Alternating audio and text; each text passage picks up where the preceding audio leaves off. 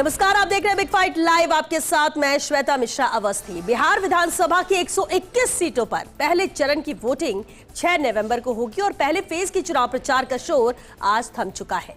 आखिरी दिन बिहार की चुनावी दंगल में दिग्गजों ने पूरी ताकत झोंक दी। पीएम मोदी, अमित शाह, जेपी नड्डा, योगी आदित्यनाथ, लालू यादव, राहुल गांधी, तेजस्वी यादव ने रैलियां की और अपने अपने पक्ष में मतदाताओं को रिझाने की भरपूर कोशिश की। सुशासन से लेकर जंगल राज तक को याद किया गया। महागठबंधन पर एनडीए के नेताओं ने ताबड़तोड़ प्रहार किए तो महागठबंधन के नेताओं ने भी पलटवार किया। अब जनता जनार्दन किसके पक्ष में मतदान करेगी, इसका खुलासा तो 14 नवंबर को ही होगा। जिन 121 सीटों पर पहले फेज में मतदान होगा, वहां 2020 के चुनाव में एनडीए ने 59 सीटों पर कब्जा किया था और इस बार भी टक्कर देखी जा रही है। ऐसे में सवाल यही है कि बिहार के चुनावी दंगल में किसका मंगल होगा, किस पार्टी का बेड़ा पार होगा और किसका बंटाधार होगा। आज बात इसी खास मुद्दे पर।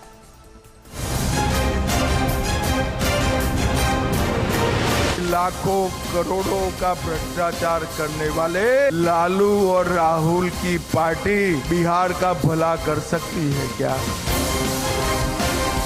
रोजगार नहीं दिया, अस्पताल नहीं दिया, यूनिवर्सिटी कॉलेज नहीं दी, तो दिया क्या?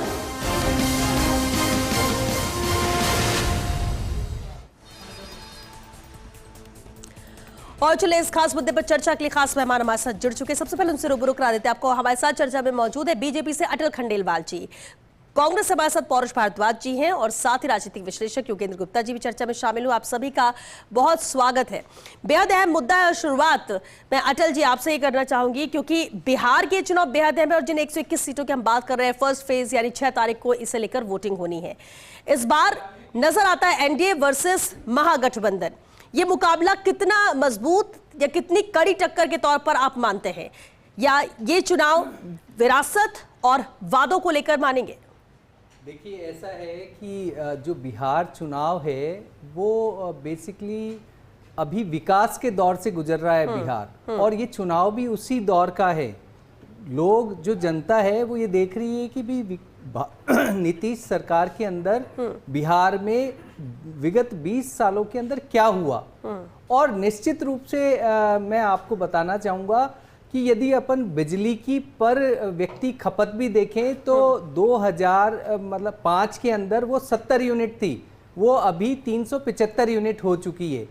बिजली की खपत केवल बताने का उद्देश्य ये है कि जितनी बिजली की खपत होती है किसी स्टेट में पर व्यक्ति की, उतना ही उसका डेवलपमेंट होता है। आप देखिए, शिक्षा और ग्रामीण विकास के लिए, बिजली के लिए और ग्रामीण जो रोड नेटवर्क के लिए नीतीश सरकार ने जबरदस्त प्रयास किए हैं। आज करीब 36 लाख के करीब सर्विसेज है, प्राइवेट और सरकारी। देखिए, जो हमने अभी हमारे जो मैनिफेस्टो में भी बहुत सोच समझ के कहा कि 1 करोड़ हम रोजगार देंगे। रोजगार वो निजी भी होंगे, सरकारी भी होंगे, और कौशल हम इन जो युवा है उनको नए नए कौशल सिखाएंगे, नए नए हब बनाएंगे, हाट बाजार बनाएंगे, बहुत सारे तरीके, ये सब तरीके से रोजगार दिए जा सकते हैं। देखिए, बात ये है कि केवल बोल देना। सपोज आप देखिए, महागठबंधन ने क्या घोषणा पत्र में कहा कि हम 20 महीने में 2 करोड़ सरकारी नौकरियां देंगे। अब आप ही बताइए कि श्वेता जी कैसे देंगे ये? मतलब कोई तरीका होगा? अभी आज की तारीख में यदि 17-18 लाख नौकरियां हैं तो उसको एकदम से 20 महीने में 2 करोड़ कैसे देंगे? विकास वर्सेस वादे हैं, केवल विकास वर्सेस, आप ये देखिए, गुमराह करने की नीति के ऊपर है। और दूसरा है, ये जो चुनाव बहुत स्पष्ट, एक और बात कर देता हूं कि दूसरा ये जो चुनाव है वो है जिस तरीके से ये सामाजिक ताने बाने को तोड़ते हैं। वो पर्टिकुलरली अगड़ी जाति, पिछड़ी जाति, ये जाति, वो जाति, और एक ही तरीके से, तो उसके और भारतीय जनता पार्टी के नेशनलिज्म के वादों के साथ है ये चुनाव। कि हम नेशनलिज्म की बात करते हैं, हम जोड़ने की बात करते हैं, और हम जो ये तोड़ने की एक पर्टिकुलर जाति को या समाज को तोड़ने की बात करेंगे, उसको हम उसी तरीके से जोड़ने के भी वादे करेंगे। ठीक है, यानी अटल जी आप ये कह रहे हैं कि जो विकास बिहार में किया गया, जो पुराने बिहार की तस्वीर बदली गई है, उसी को मोहर लगाते हुए जनता साथ आएगी इस फर्स्ट फेज में, ये नजर आता है, ये आपका कहना है, बीजेपी का दावा। पौरुष भारद्वाज जी, ये वादे तो किए जा रहे हैं, लेकिन अगर हम तेजस्वी यादव की बात करें, जो रोजगार को लेकर उन्होंने बात की है, नौकरी को लेकर जो वादा किया, क्या आपको लगता है कि युवाओं को यह आकर्षित करेगा, या सिर्फ ये महज चुनावी घोषणा के तौर पर, चुनावी जुमले के तौर पर इसे देखा जाए? कितना ठोस ये वादा है और कितना मूर्त रूप ले सकता है अगर जनता इस पर भरोसा जताती है? देखिए श्वेता जी, अपनी पिछली डिबेट में भी मैंने आपसे इस बात को कहा था कि कांग्रेस पार्टी हो या फिर हमारी यूपी हो या फिर जो है ना, मतलब हमारा जो गठबंधन होता है उसका एक ट्रैक रिकॉर्ड रहा है कि हम लोग जब भी चुनाव में जीतते हैं उसके बाद में हमारी पहली जो कैबिनेट की बैठक होती है उसमें अगर केंद्र सरकार है तो कैबिनेट सचिव को, और स्टेट गवर्नमेंट है तो मुख्य सचिव को हमारे चुनाव का घोषणा पत्र हाथ में दिया जाता है। उसको कहा जाता है कि भाई 5 साल की हमारी ये थीम है, और आप हमारे केंद्र सरकार के, चाहे पिछली केंद्र सरकारी रही हो चाहे राज्य सरकारी रही हो, वहाँ पे हमारे जो चुनावी वादों की आप अगर उनकी सफलता की परसेंटेज देखेंगे तो 70% से ऊपर जो है हमने हमारे वादे पूरे करे हैं। अब मैं आपसे बात करना चाहूंगा कि वर्तमान चुनाव में क्या सीन चल रहा है वहां पे। देखिए भारतीय जनता पार्टी कितनी घबराई हुई है, आप इसका इस बात से अंदाजा लगा सकते हैं कि जिस पार्टी 20 साल से जो पार्टी वहां पे शासन में, सत्ता में है, उस पार्टी को अपनी उपलब्धियां बताने के बजाय वर्ष 2014 में केंद्र सरकार के लोकसभा के चुनाव के समय किए गए वादों को वापस दोहराना पड़ा है। देखिए मैं आपसे इस बात को भी कहना चाहूंगा, आप कहते हैं कि बार-बार आप चुनाव आयोग पे आरोप क्यों लगाते हैं। देखिए आपकी चुनाव जो है उसकी घोषणा हो गई, आचार संहिता लग गई, उसके बाद में जो है 17 अक्टूबर को और 31 अक्टूबर को जो है वहाँ पे 40,000 करोड़ का एक फंड बना करके महिलाओं के खाते में जो है पैसे ट्रांसफर किए गए चुनाव आयोग के द्वारा, उस पर कोई भी आपत्ति दर्ज नहीं की गई। अभी आगामी 7 नवंबर को वापस एक अगली किस्त जो है वो महिलाओं के खाते में आने के लिए जा रही है। तो आप इससे बड़ा चुनाव आयोग का और भारतीय जनता पार्टी की मिलीभगत का क्या आरोप लगा, क्या आप क्या उदाहरण दे सकते हैं? देखिए, और ये चीज जो है संविधान के अनुच्छेद 324, संविधान का अनुच्छेद 324 जो है वो सभी पार्टियों को और सभी उम्मीदवारों को जो है वो समानता से चुनाव लड़ने की अनुमति देता है। वो चाहता है कि ऐसा चुनाव आयोग माहौल बनाए कि सबको समान रूप से जो है चुनाव लड़ने का अवसर प्राप्त हो, किसी के साथ पक्षपात नहीं हो। परंतु ये चुनाव आयोग जो है भारतीय जनता पार्टी को इस तरह के फंड को ट्रांसफर करने की अनुमति देकर के निश्चित तौर पे खुद की साख पे भी बट्टा लगा रहा है और भारतीय जनता पार्टी की विश्वसनीयता पे भी प्रश्नवाचक चिन्ह लग रहा है। इन सब चीजों से नुकसान हो रहा है महागठबंधन को? नहीं, देखिए महागठबंधन को कहीं नुकसान नहीं हो जा रहा है। मैं आपसे बात को कहूंगा कि भारतीय जनता पार्टी के यदि आप घोषणा पत्र को देखेंगे तो देखिए उसमें सारी वही रटी रटाई बातें जो 2014 में हमने दिल्ली में सुनी कि है ना 1 करोड़ रोजगार की बात की गई। आप मुझे बताइए कि इनकी सेंट्रल में जब गवर्नमेंट बनी तब इन्होंने 2 करोड़ रोजगार प्रतिवर्ष देने की बात की थी। इसी हिसाब से 22 करोड़ रोजगार जो है पूरे भारत में अब तक सृजित हो जाने चाहिए थे। जबकि एक किसी सांसद के सवाल के जवाब में खुद सरकार ने बताया कि अब तक जो है वो केंद्र सरकार के द्वारा मात्र 9 लाख के करीब जो है वो नौकरियां दी गई। दूसरी बात देखिए, लोग बातें इन्होंने किसानों को एमएसपी देने की बात की। आपको ध्यान होगा कि जब हमारे राजस्थान में विधानसभा चुनाव चल रहे थे उस समय भी जो है इन्होंने 27 रुपए एमएसपी गेहूं पे देने की बात की थी और बाजरे को एमएसपी में लाने के दायरे में लाने की बात कही थी। अभी बाजरे को एमएसपी के लाने की बात को तो सिरे से इन लोगों ने खारिज कर दी और गेहूं पे जो है एमएसपी के 150 रुपए बढ़ाए। आप देखिए कि वहां पर ये लोग वहां पे बात कर रहे हैं कि साहब हमारी अगर वहां पे सरकार आ गई तो हम जो है 150 यूनिट बिजली वहां पे फ्री देंगे। आप मुझे बताइए कि राजस्थान में जो 100 यूनिट बिजली हम दे रहे थे उसके तो इन्होंने नए रजिस्ट्रेशन में रोक लगा दी और अब ये जो पहले के नए रजिस्ट्रेशन पे अभी भी रोक है और जो पुराने लोग हैं उनको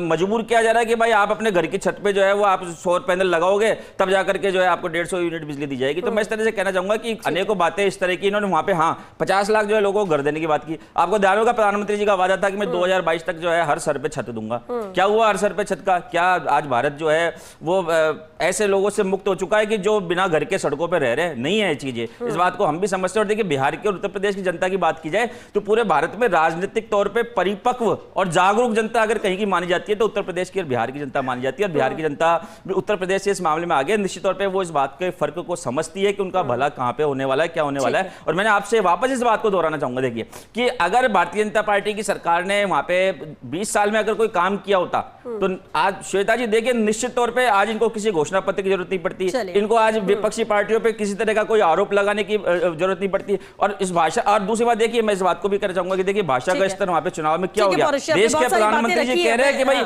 ना कट्टा लगा करके जो है मुख्यमंत्री का पद छीन लिया गया। बयान तो बहुत अद्भुत इस बार सुनने को मिले भी, फिर राहुल गांधी हो या दूसरे हो जो बिहार चुनाव के दौरान बयानबाजी भी की गई है। मैं योगेंद्र गुप्ता जी का रुख करना चाहूंगी। योगेंद्र जी, बेहद है, अब देखिए सुशासन की बात बिहार में की जाती है, क्या आपको वाकई लगता है कि इस बार भी बिहार में सुशासन की जीत होगी? आपको लगता है कि परिवर्तन के नाम पर बिहार की जनता नया अध्याय लिखेगी? क्योंकि अभी तो फर्स्ट फेज की हम बात करें जिसमें 121 सीटें हैं। नहीं श्वेता, देखो जो बिहार का चुनाव है काफ़ी इंटरेस्टिंग है। इंटरेस्टिंग इसलिए है क्योंकि तेजस्वी यादव पूरी कोशिश कर रहे हैं कि 20 साल के अंदर बिहार में कोई विकास नहीं हुआ, किसी तरह का शासन नहीं है उसको बनाने की। उधर भारतीय जनता पार्टी जंगल राज की याद दिला करके वापस ये कह रही है कि अगर ये सत्ता में आ गए तो वापस से आपको जंगल राज में जीना पड़ेगा। तो दोनों अपने अपने चाले चल रहे हैं। अब जहां तक सवाल इस बात का है, तेजस्वी यादव का बहुत कुछ दांव पर लगा हुआ, क्योंकि वो लगातार विपक्ष के अंदर हैं और उनको लगता है कि सुनहरा मौका है। जब नीतीश कुमार के स्वास्थ्य पर बहुत सारे सवाल उठे, उनके केंद्र सरकार से बॉन्डिंग पर सवाल उठे, अगली बार सीएम कौन बनेगा इस सवाल को उठाया गया, इन सारे सवालों को उठा करके उनको लगता है कि वो सत्ता में आ सकते हैं। भारतीय जनता पार्टी दोहरी गेम खेल रही है। एक वो योगी आदित्यनाथ को लाकर के और वहां पर हिंदुत्व को धार दे रही है, जैसे वहां नारे गूंज रहे हैं। दूसरा, अमित शाह और मोदी वहां जाकर के विकास की बात कर रहे हैं, तो वो दोनों तरफ चल रहे हैं। अगर विकास करना है तो हमको लाना होगा और हिंदुत्व को बचाना तो हमको लाना होगा। दूसरी तरफ तेजस्वी यादव ये कह रहे हैं कि 20 साल में कुछ हुआ नहीं, अगर वापस इनको लाते हैं तो ना तो रोजगार होगा, ना ही सड़कों पर सुशासन होगा, जो अपराध और ज्यादा बढ़ेंगे। तो दोनों अपने अपनी चालें खेल रहे हैं। अब प्रश्न उठता है कि इन दोनों में जनता करेगी क्या। लेकिन एक तीसरी चीज और आपको नहीं भूलना चाहिए, वो है प्रशांत किशोर। प्रशांत किशोर भी एक अहम वहां पर अपना एक गेम खेल रहे हैं, क्योंकि उन्होंने बहुत सारी पार्टियों को जिताया, बहुत सारे उन्होंने स्ट्रेटेजी बनाई है। तो बड़ा इंटरेस्टिंग है कि वो किसका वोट काटेंगे। अगर वो शहरी वोट को काटते हैं तो निस्संदेह भारतीय जनता पार्टी को नुकसान पहुंचाएंगे, लेकिन अगर वो गांव में चले जाते हैं और गांव के वोटर को समझा पाते हैं तो फिर वो जो महागठबंधन है उसको कहेंगे। उसकी बात अभी कोई कर नहीं रहा है। तो तीनों समीकरण मिलाने के बाद में अभी अगर आज पहले दौर की बात करेंगे आप, तो आज की तारीख में भारतीय जनता पार्टी भले ऊपर से कितना कह रहे, लेकिन अंदर अंदर से जानती है कि इस वक्त कहना बहुत मुश्किल है ऊंट किस करोड़ बैठेगा। वहीं महागठबंधन भी देख रहा है कि ये सारे जो समीकरण हैं, उसके बाद पहले दौर में ऊंट किस गठन, वो भी अभी कहने की स्थिति में नहीं है। तो मुझे लगता है कि ये कहना बहुत जल्दबाजी है पहले दौर के अंदर कि सरकार किसकी बनेगी, किसको बहुमत आ सकता है। लेकिन ये तय है कि इस बार जनता जो है वो जो भी फैसला करेगी वो फैसला ऐसा होगा, नजीर बनेगा। क्योंकि भारतीय जनता पार्टी देख रही है उसका बंगाल का चुनाव है, यहाँ जो भी हार जीत होगी उसका डेंट आगे जाएगा। वहीं राहुल गांधी और तेजस्वी यादव महागठबंधन, उनका बहुत कुछ दांव पे लगा, उनको मालूम है अगर यहाँ पराजय मिलती है तो आगे के जो चुनाव है उनके लिए और मुश्किल भरे हो जाएंगे। इसलिए दोनों अपनी ताकत लगा रहे हैं। देखना इंटरेस्टिंग होगा कि जनता उनमें से किस पे भरोसा करती है।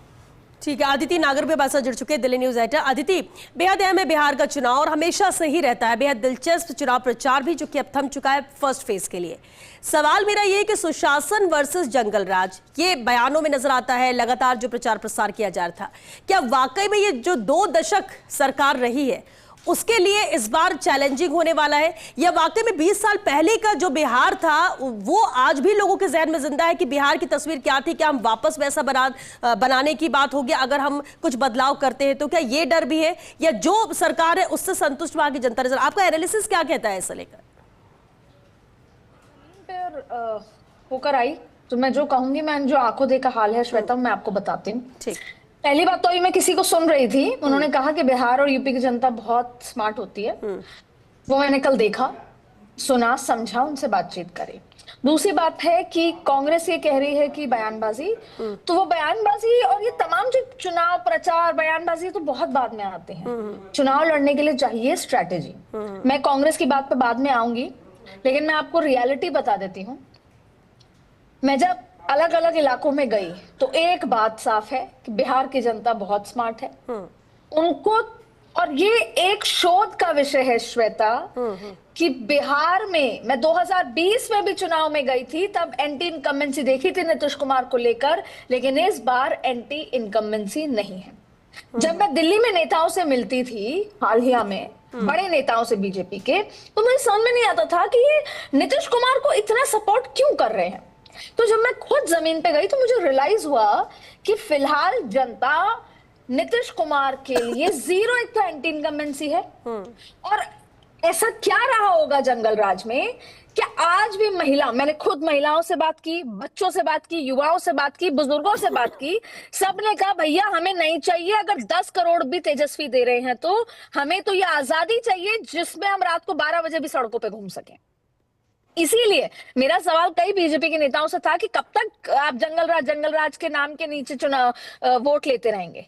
तो वहां पर जो मुझे दिखा जमीन पर, ये जो मोदी और नीतीश कुमार का जो ये बॉन्ड है, या यूं कहें इन दोनों की जोड़ी है, टेक्निकली ये जोड़ी काम कर रही है। क्यों? आप देखिए बिहार की जनता बहुत स्मार्ट है। इसकी बड़ी वजह ये है कि बिहार की जनता कहती है पैसा तो केंद्र से आएगा, पैसा लगाने वाले नरेंद्र मोदी हैं, नरेंद्र मोदी जो कहते हैं वो कर भी देते हैं, ऐसा उनका परसेप्शन है।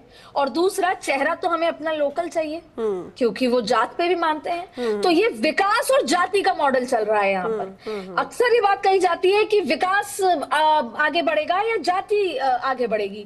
तो यहाँ पर वो ये चाहते हैं कि विकास आगे बढ़े, क्योंकि हमें विकास देखना है, देखा है, और हमें आगे भी चाहिए। तो वो तो हमें बीजेपी दे सकती है। अच्छा, एक बहुत अलग बात यह है कि सेकेंड लाइन लीडरशिप को जानते ही नहीं है वहां के लोग, जानना चाहते ही नहीं है। वो नरेंद्र मोदी, कई जगह ऐसा लग रहा था जैसे मैं गुजरात में हूँ बात कर रही हूँ, और मैं इसलिए कह रही हूँ क्योंकि मैं गई और मैंने सुना और मैंने उनसे तर्क किया कि राहुल गांधी भी तो गरीबों के साथ हैं, राहुल गांधी भी तो ये जिसकी जितनी हिस्सेदारी भागीदारी की बात करते हैं, लेकिन क्योंकि वो जिसके साथ है। और उससे बड़ी बात मैंने ये कहा कि जो नीतीश कुमार हैं वो अगर पलट गए और वो आरजेडी के साथ चले गए तो उन्होंने कहा फिर कोई दिक्कत नहीं है, फिर कोई दिक्कत नहीं है, क्योंकि अगर आरजेडी नीतीश कुमार के साथ रहेगी तो ढंग से बिहेव करेगी, अकेली रहेगी, कांग्रेस के साथ रहेगी तो मनमानी करेगी।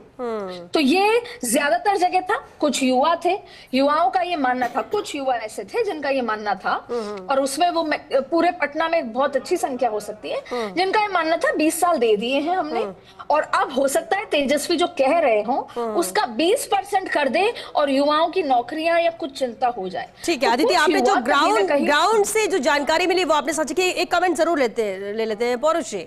देखिए, मैं इस बात को कहना चाहूँगा कि ये वहाँ पे जाकर के अदिति जी किससे मिले मुझे नहीं पता, परंतु देखिए एक बात कही जाती है कि प्रत्यक्ष को प्रमाण की आवश्यकता नहीं होती। कानून व्यवस्था की बात इन्होंने अभी कही थी अदिति जी ने। देखिए, कानून व्यवस्था की वहाँ पर क्या स्थिति है कि वे आपने देखा कि वहाँ पे दुलार चंद यादव जो है उनकी हत्या हो गई और उसमें जो है जेडीयू के बाहुबली नेता अनंत सिंह की गिरफ्तारी हुई। आप मुझे बताइए कि वहां पर एक जनता का प्रतिनिधित्व करने वाली पॉलिटिकल पार्टी के नेता कार्यकर्ता तक सुरक्षित नहीं है, और उस मामले में गृह मंत्री जी का बयान देखिए, बोले कैसी छोटी मोटी घटनाएं होती रहती है, मतलब एक पॉलिटिकल आदमी को छोटी मोटी घटना बताया जा रहा है। ठीक है पौरुष जी, एक सेकंड मैं जल्दी से खत्म करती हूँ। मैं यही कहना चाह रही हूँ कि मैं, क्योंकि उस दौर को मैंने जंगल राज को नहीं देखा, ऐसा क्या डर था। कल चाहे नितिन गडकरी हो चाहे अमित शाह हो, दोनों से मैंने ये सवाल किए हैं कि आप 20 साल पुराने लॉ एंड ऑर्डर का जिक्र करते हैं, आप देखिए कि जेडीयू का प्रत्याशी के साथ क्या हुआ। सवाल यह है कि बीजेपी के साथ स्ट्रेटेजिक, ये अच्छी बात है या यूं कहें कि उनको भांपना आता है कि हाथों हाथ उनको जेल में बंद किया। ऐसा नहीं कि अनंत कुमार ने अभी पत्रकारों को कहा कि मैं आपको मार दूं तो क्या कर लेंगे। हुआ ये, बाहुबलियों को टिकट दी जा रही है, जेडीयू की तरफ से दी जा रही है, लेकिन जैसे ही मुद्दा आया कि उनको जेल हो गई, वैसे वहां मामला शांत हो गया। अगर जेल नहीं हुई होती, आगे क्या होगा, बेल होती है, तमाम बातें अलग है, लेकिन अगर जेल नहीं हुई होती तो सारा मुद्दा पलट जाता। और मैं आपको, देखिए, मैं आपको इसलिए कह रही हूं, कल मैं अशोक गहलोत जी से भी मिली, कल मल्लिकार्जुन खड़गे जी की प्रेस कॉन्फ्रेंस भी मैंने अटेंड की। मेरी ये रिक्वेस्ट है आपसे, आप समझिए कि आप लोग को तैयारी करनी चाहिए 3 साल पहले। कांग्रेस जिसके साथ खड़ी है वहां पर उसकी छवि अच्छी नहीं है, ऊपर से प्रधानमंत्री जी के हो सकता है कि बोलने का तरीका गलत हो, पर मैंने वास्तव में वहां महसूस किया आरजेडी कांग्रेस के प्रत्याशियों को मदद नहीं कर रही है वहां पे। इनफैक्ट ये कहना भी अतिशोक्ति नहीं होगी कि जिताने भी नहीं दे रही है। ठीक है आदित्य, एक कमेंट मैं ले लेती हूँ योगेंद्र गुप्ता जी। योगेंद्र जी, ये बात महागठबंधन को लेके वो बार बार ये कहते हैं कि हम साथ हैं, एकजुट हैं, लेकिन क्या वाकई में उतना सपोर्ट एक दूसरे का कर रहे हैं? इस बिहार चुनाव में बात कर ले अगर।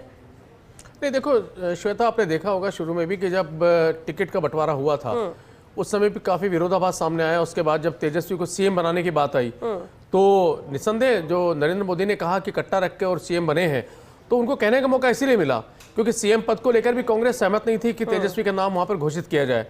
तो उनको जिस भी स्थिति में उनको घोषित किया गया, लेकिन उनको घोषित किया गया। तो इस सारी जो परिस्थितियां बनी है, इसकी वजह से ऐसा लगता है कई दफा कि जैसे ऊपर से भले एक दिखाने की कोशिश कर रहे हैं, लेकिन अंदर से अंदर कहीं ना कहीं खतरा है। सबको यह था कि जिसकी सीटें ज्यादा आएंगी उसको सीएम बनने का मौका मिलेगा, लेकिन मुझे लगता है कि बहुत जल्दबाजी कर गए। सीएम बनने का मौका तब आएगा जब सीटें आएंगी, पहले आपको सीट लाने की कोशिश करनी चाहिए। और दूसरी बात जो अदिति ने भी कहा, लॉ एंड ऑर्डर की बात हम लोग कर रहे थे यहाँ पर भी, तो देखिए बिहार की जो राजनीति है, बिहार का जो कल्चर, उसमें लॉ एंड ऑर्डर कोई भी सरकार हो हमेशा समस्या रही है। लेकिन अभी भारतीय जनता पार्टी क्या कर रही है कि वो तुलना कर रही है कि जो 20 साल पहले लॉ एंड ऑर्डर था और जो पिछले 20 सालों के लिए लॉ एंड ऑर्डर है उसमें क्या डिफरेंस है। अगर उसकी आप तुलना करेंगे तो फिर कहीं न कहीं पर भारतीय जनता पार्टी जो गठबंधन है वो वहां पर भारी हो जाता है, क्योंकि 20 साल पहले के हालात और आज के हालात में कुछ डिफरेंस तो है। वो फर्क तो आया है, लेकिन वो फर्क तो आया बिल्कुल जो आपने कहा अटल जी, लेकिन एक सवाल ये भी है कि 20 साल तो सरकार थी, 20 साल बिहार को बदलने की कोशिश की गई, वो बदला हुआ बिहार नजर आता है, लेकिन क्या युवाओं के लिए बेरोजगारी का मुद्दा आज भी बिहार में वैसे ही ताजा है, या विकास जिस तरह से किया जा रहा है ट्रैक पर ये मुद्दा आया है, ट्रैक पर ये समस्या आई है, या युवा इससे संतुष्ट थोड़ा बहुत है बिहार में? श्वेता जी देखिए, जिस तरीके से जब किसी स्टेट के अंदर चेंजेस आते हैं और विकास होता है और अलग अलग इंडस्ट्रियलाइजेशन होता है, तो फिर रोजगार भी आता है। रोजगार भी तेजी से बिहारी जो युवक है, आप सोचिए 20 साल पहले बिहारी बोलने में तकलीफ होती थी, आज वो बहुत गर्व से कहते हैं बिहारी हैं। ये जो चेंजेस है, युवाओं की जो ताकत है वो, और शिक्षा में जिस तरीके से खर्च किया है, लगभग व्यय का 21% नीतीश जी ने शिक्षा में खर्च किया है और ग्रामीण विकास पे 10.6% के करीब खर्च किया है। ये बहुत बड़ी तस्वीर बदलती हुई सी दिखती है और ये बात बिहार के युवा अच्छे से जानते हैं। तो बेसिकली देखिए, जब हम कहते हैं कि बिहार पहले क्राइम रेट में पहले दूसरे नंबर पे आता था, आज 15वें 18वें नंबर पे चलता है, तो ये सब चीजें जो दिख रहा है, इन्वेस्टमेंट भी आता है। जब वहां क्राइम नहीं होगा, इन्वेस्टमेंट आएगा, इन्वेस्टमेंट आएगा तो युवाओं को रोजगार मिलेगा। तो ये स्वतः एक प्रक्रिया है, उस प्रक्रिया को आगे बढ़ाना है, उसको रोकना नहीं है। देखिए, बात ये है कि कम से कम पढ़े लिखे लोग तो आए। आप फिर बोलोगे कि तेजस्वी यादव में ऐसा क्या है, लेकिन लॉ एंड ऑर्डर के अलावा भी तो ऐसा कई क्या है वो कि है राहुल गांधी प्राथमिकता जी में? उसको वो बना पे आप उंगली उठा रहे हैं। नहीं, मोदी जी का तो आपने गुजरात में भी देखा। देखिए, बिहार में डिग्री की अभी जरूरत नहीं है, अभी डिग्री नहीं होने से कुछ नहीं होगा। इसीलिए योगी जी कहते हैं, ठीक है, पाप जो है वो अपनी डिग्री छुपाना है। पाप कम पढ़ा लिखा होना नहीं है राजनीति में। अगर राजनीति में पढ़ा लिखा होना योग्यता होती तो आदिति, अब देखिए डिग्री किसकी कितनी है, कौन क्या है, अब तो ये मुद्दा रहता है कि मुद्दा किसके लिए प्राथमिकता है और जनता किसके साथ जाती है। क्या वाकई में आपको लगता है कि इस बार के चुनाव अनुभव वर्सेस उम्मीद है, और इसमें पलड़ा जो भारी है वो अनुभव का है? देखिए, नो डाउट, एक बात देख लीजिए, मैं तो अटल जी की बात का 30 सेकंड लूंगी, जवाब देना चाहती हूँ क्योंकि मैं बिहार गई। ये आयरनी है कि आज भी जंगल राज का डर है लोगों को, और ये तेजस्वी जी बैठ के सोचेंगे उनके पिताजी ने ऐसा क्या किया था कि वो मुख्यमंत्री बनने से इस बार भी रह सकते हैं। लेकिन आप ये सोचिए कि ये बिहार है जहां पे क्या मिला, एम्स मिला, गंगा पे कुछ पुल मिले, सड़कें मिली। सही मायने में 20 साल से नीतीश कुमार की सरकार है, और कहां गए इन्वेस्टमेंट? श्वेता जी मैं आपको बताऊं, ये वो देश है जहां पे 3 महीने तक बाढ़ रहती है। उस पानी का यूटिलाइज क्यों नहीं होता कि बिजली बनाई जाए, 24 घंटे बिजली खुद को दी जाए, बगल के राज्यों को दी जाए। दूसरी बात, मखाना गांव में, मैं सीमांचल गई हूं, मखाना किसान 80 रुपए किलो बेच रहा है और दिल्ली आते आते वो 2200 रुपए किलो हो जाता है। किसान का वेलफेयर कहाँ आया इसमें? ना वहां स्टोरेज है। यहाँ पर गन्ने की खेती, क्योंकि हम सरप्लस चीनी के लिए हैं, पूरा देश को और दुनिया को हम चीनी खिला सकते थे बिहार से, लेकिन सरप्लस है, मैनेजमेंट नहीं है। और उस गन्ने का इस्तेमाल इथेनॉल में हो सकता है, पेट्रोलियम बाय प्रोडक्ट्स में हो सकता है, लेकिन नहीं सोचा गया। तो वो तो बिहार की जनता है जिसको जो उन्होंने कुशासन देखा या ये सब देखा, वो इतने डरे हुए हैं कि बस वो कहते हैं हमें कुछ नहीं चाहिए, हमारे खाते ये डर ही है आदित्य, बिल्कुल ठीक है, बेहद अहम पॉइंट आपने जिसका जिक्र किया। ये डर ही है कि उनको लगता है कि बस ये ना हो बिहार में, बाकी सब तो हम मैनेज कर लेंगे, कैसे भी एडजस्ट कर लेंगे, लेकिन वो वक्त हमें वापस नहीं चाहिए। ये एक डर ही है। अटल पौरुष जी, एक फाइनल कमेंट इस पर चाहेंगे? देखिए श्वेता जी, मैं इस बात को कहना चाहूंगा ये इतना बड़ा डर, इतना डर, किस डर को खत्म नहीं कर पा रहा है कोई? आप मुझे इस बात का जवाब दीजिए कि अगर ऐसा वास्तव में धरातल पे होता तो पिछले जो चुनाव हुए थे उसमें जो है एनडीए में और महागठबंधन की सीटों में मामूली सा अंतर क्यों रहा? पिछली बार का जो मामूली अंतर वो ये बताता है कि वहां पे ऐसी कोई बात नहीं है, खाली भारतीय जनता पार्टी के लोगों के द्वारा भ्रम फैलाया जा रहा है। दूसरी बात देखिए, मैं एक बात और कहना चाहूंगा कि अपराध के मामले में जब बात करते हैं, ये कह रहे थे अभी अटल जी, बोले कि ना बिहार जो है अपराध के मामले में कोई 15, 16, 17 नंबर पे चला गया।